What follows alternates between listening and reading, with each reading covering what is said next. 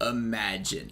Imagine being YouTube. Imagine having rules and guidelines for your partner program, aka who gets monetized on the platform and who doesn't. Imagine a content creator downright calling out your hypocrisy when it comes to enforcing these certain rules and guidelines, and imagine being so petty that you're actually going to demonetize the YouTuber that called you out for being really selective when it comes to demonetizing slash monetizing certain users.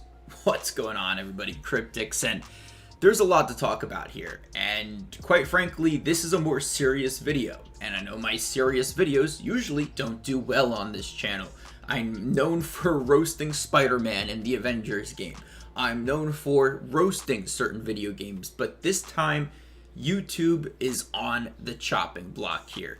I'm a small YouTuber. I don't expect this video to get out there, but if you could drop a like, and if you're new, hit that subscribe button, that would be amazing, and that would mean the world to me. But if I haven't earned your like yet, if I call out a couple of points that you didn't even think about with this whole subject, you gotta hit that like button. We shook on it through this virtual screen. Now let's get into the video. Alright, so the Act Man. If you haven't seen or heard about this guy, he is a gaming YouTuber. He makes reviews about certain video games, whether it's, games that we love based off of nostalgia or new games that have been released. This guy makes full-on 50-minute videos usually about games in the past and present games as well.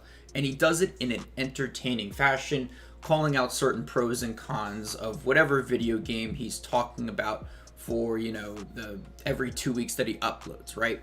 So that's Act Man. This other guy named Quantum TV, he's essentially this TV, I guess we can call it some type of TV settings type of YouTuber, but he's actually known for doing certain things to other YouTubers, such as false flagging certain videos, false copywriting certain videos of other YouTubers in his realm typically, right? So this guy is already infamous in the first place, but it doesn't stop there because the Act Man really did expose Quantum for the person that he truly is, right? So the Act Man and Quantum started butting heads from Elden Ring. The Elden Ring game, we all know it's, difficult, it's challenging. It doesn't have an easy mode because it's a Souls game. That's what they're known for. Those games are known for being hard, right? So Quantum one day came out with a video basically saying the game is trash. It should be a little bit easier or difficulty settings, things like that, right? The Act Man decided to, call this take out and called it, a crappy take. And honestly, I agree, because I was able to beat this game. It did take me a while. I'm not no expert or pro, but I beat the Elden Ring. It was a fun game. I just haven't had, the time to really get back into it to play it because there's so much content to truly explore, right? So at the end of the day, Quantum got angry over this whole debacle. This is how it all started, right? And he essentially was, I think he actually flagged that video, and this is how it really got the ball rolling. So Quantum decided to say this is copyright on Act Man's video because Act Man used certain footage of Quantum and basically, why the take was crappy and things like that. So they went back and forth. I believe the Act Man made a reply or response video to the fact that he did get flagged for, copyright on why Quantum had a crappy take, that type of video. That's when it really started to spiral out of control for the past I think this whole drama's been going on for 3 months. Now, they've been going back and forth, yada yada, but then the Act Man decided to make a 50-minute video, and I believe he called it the dark side of YouTube or the end of YouTube, something along those lines, right? I'm not going to pull up any footage from it because you'll know why in just about a second, but basically Act Man called Quantum out for some pretty heavy things. And honestly, the video did show some, I would say, alleged proof that Quantum has been doing certain things behind closed doors, not uploading certain things to YouTube, obviously, but doing things, I guess, in the shadows and not really on the platform. However, YouTube, and pretty much everyone knows this, if you do something even outside of YouTube that is controversial, that is, going against certain guidelines, or maybe you're even breaking the law, right?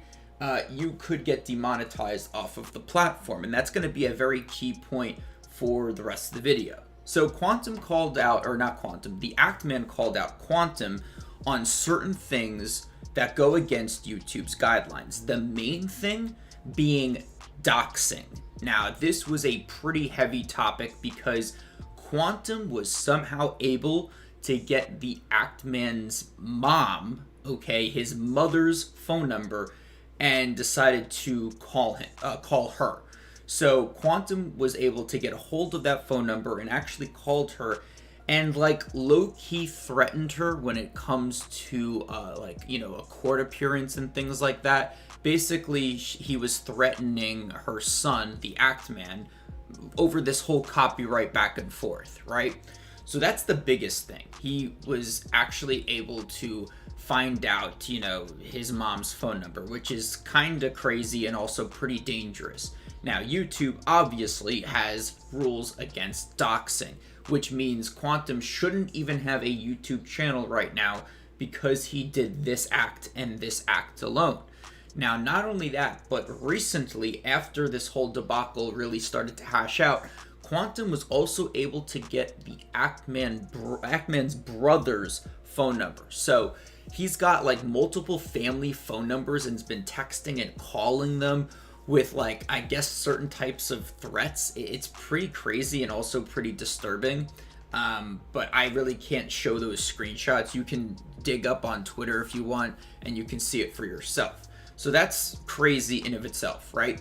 But also Quantum has been abusing the copyright laws, essentially false flagging videos for copyright and then being able to, get personal information from the YouTuber that he flagged. So if you decide to appeal on YouTube, let's say I copyright your video or flag it, you wanted to appeal it, you have to give your personal information out, and I'm able to basically view that.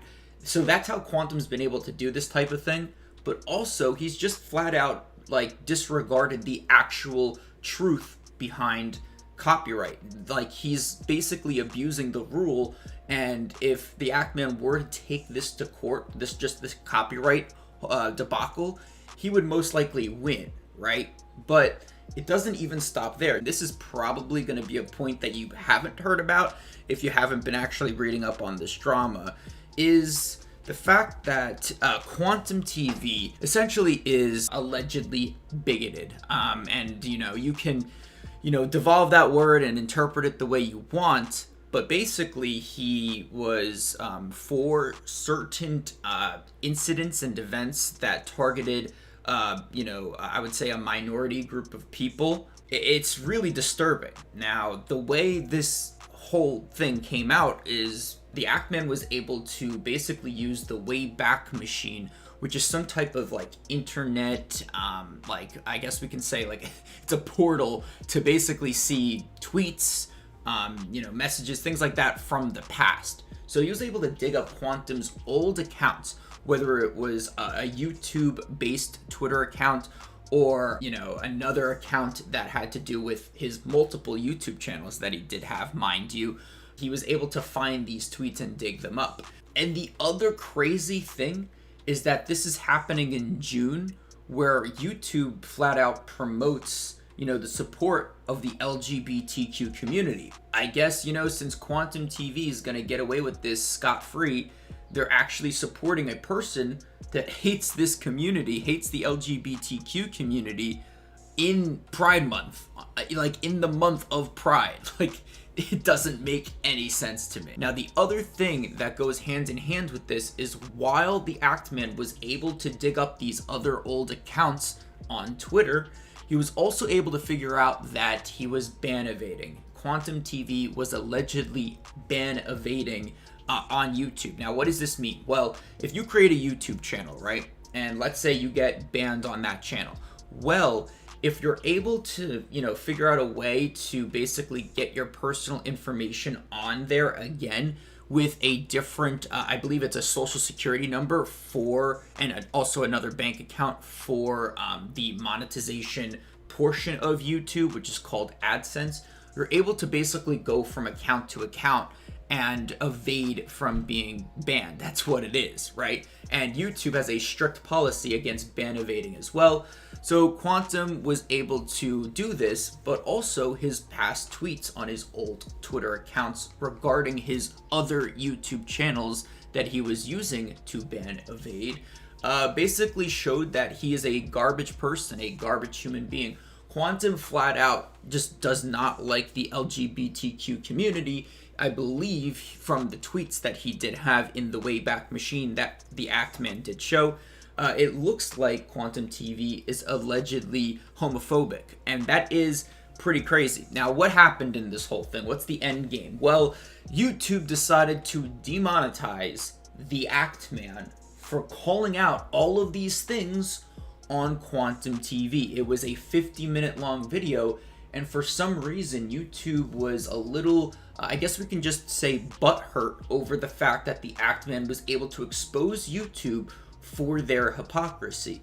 Now, YouTube's excuse was actually the fact that the Actman came out with some type of sarcastic play on words type of tweet, basically saying, well, YouTube likes supports doxing now because my channel's demonetized, so I'll be starting a new YouTube channel called doxing or something like that. And YouTube took that personally and seriously and just completely disregarded the sarcasm behind it and decided to demonetize the Actman right then and there. But we all know the real reason is because the Actman was able to expose YouTube for not doing their due diligence when it came to demonetizing Quantum TV. And not only that, but they should have just completely deleted his YouTube channel for the sole purpose of doxing the Actman's family members. But I guess at the end of the day, Quantum's just able to walk out of this not even with a scratch, and that's pretty disturbing that this could happen to any YouTube content creator.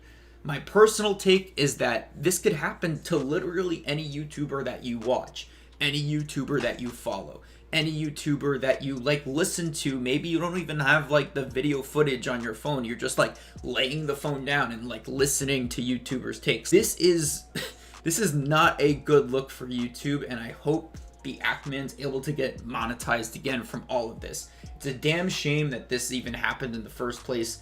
And quite frankly, I'm even, just taken aback because this could happen to me. Even though this YouTube channel isn't big here, I had a YouTube channel, my primary one back in the day, and that could have happened to me at any point. I got into YouTube drama too. Is YouTube just gonna flat out ban that channel because I got into YouTube drama? I don't know, man. It's pretty crazy that, with the flick of a switch, the Actman's livelihood is at stake, and that's just not okay for a content creator that truly loves this platform and that said flat out, if I'm never monetized again, if I can make a change and make YouTube better without me, then so be it. This guy really wants to put the other content creators first, and it's a shame that it's come to this. So I hope you all did enjoy this video. Don't forget to drop a like, subscribe if you're new to the channel, comment down below what you think about this situation, and I'll see you in the next video. I'm Cryptix. Just a little concerned about YouTube's enforcement of the guidelines, and signing off.